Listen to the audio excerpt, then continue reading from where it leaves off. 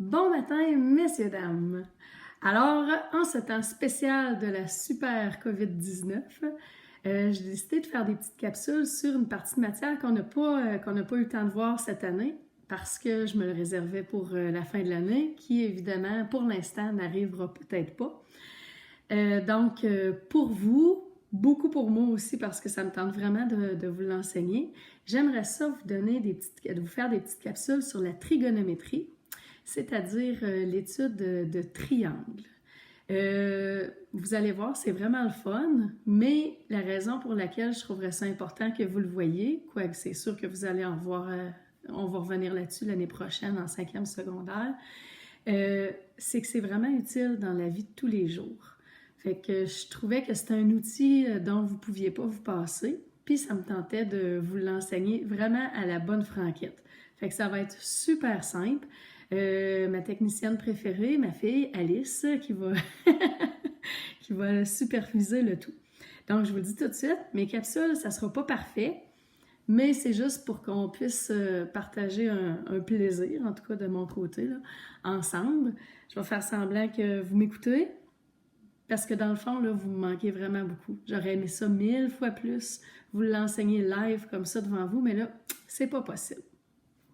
Alors, puis là, ça se peut que je fasse des erreurs parce que c'est la vie, puis aussi parce que c'est stressant, je trouve, de le faire en me faisant filmer comparativement à quand je suis avec vous. Fait que je me lance, même si ce sera peut-être pas parfait. Alors, là, moi, ce que je m'apprête à faire dans ce chapitre-là, c'est de vous donner des nouveaux outils dans votre sac à dos concernant les mesures de triangle. En 3e secondaire, vous avez fait la rencontre d'un super ami qui... On ne fera pas ça tout le long, là, OK? Fait que Pythagore.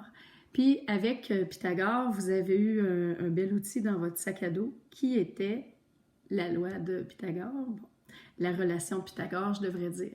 C'est-à-dire que si on pouvait utiliser ça, si j'ai un triangle, puis que je vous donne 2 mesures de côté, bien, avec la relation Pythagore, on pouvait trouver la mesure du 3e côté.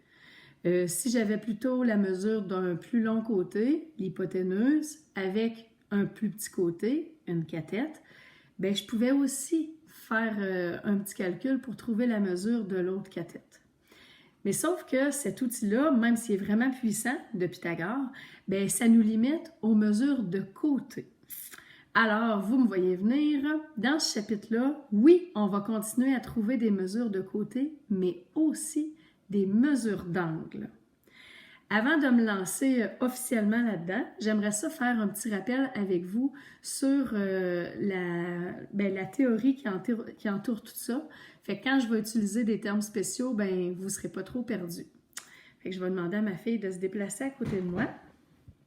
Ce ne sera pas parfait. Je vais tasser mon café. Ce ne sera pas parfait, mais moi, ce que je veux que vous voyez, j'ai utilisé mes notes de cours que je vais vous envoyer, puis vous allez pouvoir le suivre en même temps. Je vais y aller le plus efficacement possible. Donc, petit rappel, ça, on a vu ça en 1e secondaire. La somme des mesures des angles intérieurs d'un triangle est de 180 degrés.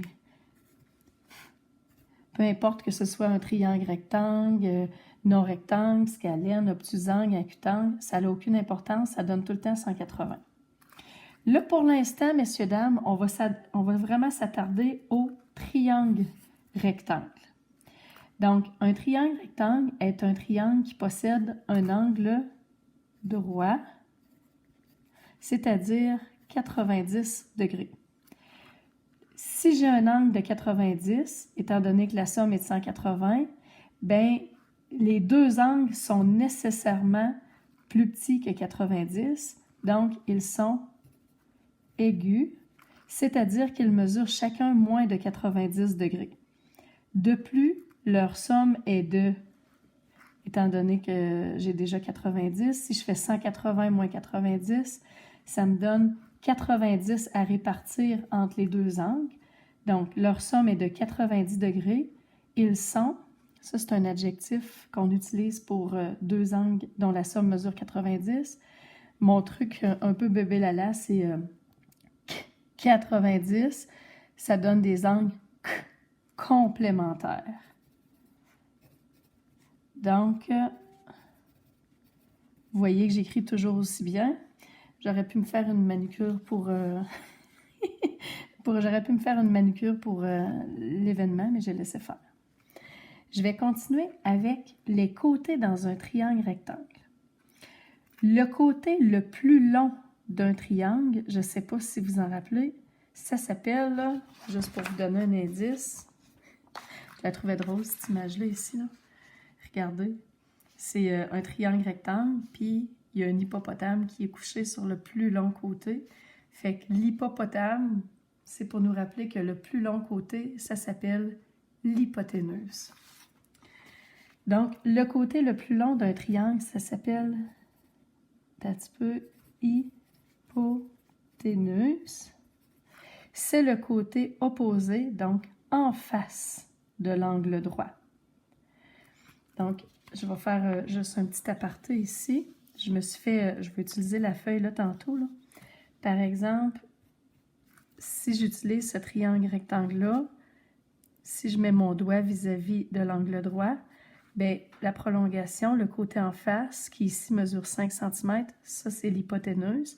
Et les deux autres côtés, qui sont toujours plus petits que l'hypoténuse, ce sont deux catètes. OK. Le côté qui se trouve en face d'un angle aigu, donc en face d'un angle aigu, par exemple, cet angle-là ici, son côté qui se trouve en face, c'est une cathète. Cet angle aigu-là aussi, son côté en face, ça va être une cathète. Donc, le côté qui se trouve en face d'un angle aigu se nomme, c'est une cathète. Par contre, là où est-ce que je vais attirer votre attention, c'est un nouveau mot spécial. Je veux parler de la position. Je reviens avec mon exemple. Ça, je vais tout le temps utiliser mes doigts pour faire des démonstrations. Quand je suis comme ça, mon côté qui est en face de l'angle que je suis en train de pointer, on va dire que c'est le côté opposé. Tandis que si je laisse mon doigt comme ça, le côté qui va être comme à côté de mon doigt, c'est-à-dire de l'angle prévu, on va appeler ça le côté adjacent. Adjacent, ça veut dire à côté. Mais là, vous allez me dire, crime, c'est parce que là, j'ai comme deux côtés adjacents par rapport à mon doigt. Oui, lui est adjacent, lui aussi est adjacent. Sauf que ici, mon côté de 5 cm, il y a comme un privilège. Oui, il est adjacent, mais il est tellement important parce qu'il s'appelle l'hypoténuse qu'on va seulement dire que c'est l'hypoténuse.